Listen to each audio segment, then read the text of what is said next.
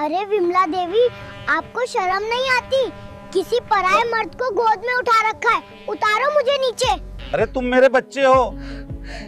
मैं कितनी बार कहूँ आपसे, आप दोनों मेरे माँ बाप नहीं हो। अरे आप समझते क्यों नहीं? मैं कोई बच्चा नहीं हूँ, मेरी उम्र 35 साल है। हाँ। और मेरी एक बीवी है जो प्रेग्नेंट है। हम तुम्हें कहीं नहीं जाने देंगे। प्लीज मुझे जाने दो, मेरी बीवी मेरा इंतजार कर रही है, उसे मेरी जरूरत है। गवार लोगों, मैं कोई बच्चा नहीं हूँ, मैं एक आर्मी ऑफिसर हूँ और दिल्ली का रहने वाला हूँ, और मेरी एक बीवी भी है जो प्रेग्नेंट है। ये बच्चा पागल है, इसे पागल खाने भेजो, नहीं तो ये पूरी बस्ती को पागल कर देगा।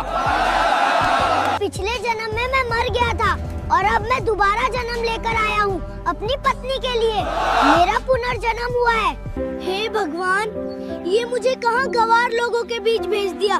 इससे अच्छा तो मुझे मेरी बीवी के पास ही भेज देते। हरियाणा के एक छोटे से गांव में एक किसान के घर एक बच्चे का जन्म हुआ। जब वो बच्चा 4 साल का हुआ तो उसने अपने माँ बाप से ऐसी बात कही जिसे सुनकर किसी का भी दिमाग चकरा जाए। उसने कहा, मेरा नाम देवांश नहीं है, मेरा नाम कर्नल रघुवीर है। मैं एक आर्मी ऑफिसर हूँ, दिल्ली का रहने वाला हूँ। मेरी उम्र 35 साल है। मेरी एक बीवी भी है जो प्रेग्नेंट है। मैं एक मिशन में शहीद हो गया था और मैंने अपनी बीवी से वादा किया था कि मैं वापस आऊंगा, इसलिए मैंने दोबारा जन्म लिया है। सोचिए, 4 साल के बच्चे के मुंह से ऐसे शब्द। क्या ये महज बचपन की कल्पना थी या फिर वाकई किसी पुनर्जन्म की रहस्यमय कहानी? आखिर इस मासूम बच्चे की बातों के पीछे क्या सच्चाई छिपी है? क्या सच में इसका कोई पिछला जन्म था या ये बच्चा सिर्फ एक कहानी सुना रहा है? आइए इन सभी सवालों के जवाब जानते हैं इस वीडियो में। हरियाणा के उस छोटे से गांव में उस दिन एक बच्चे का जन्म हुआ।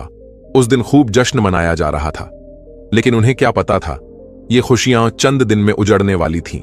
किसान रामपाल के घर बरसों बाद किलकारी गूंजी थी। पंडित जी ने कहा, लड़का देवी का अंश है, इसका नाम देवांश रखो।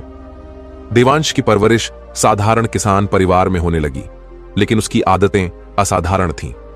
जैसे जैसे वो बड़ा होने लगा, उसका व्यवहार गांव के बाकी बच्चों से बिल्कुल अलग था।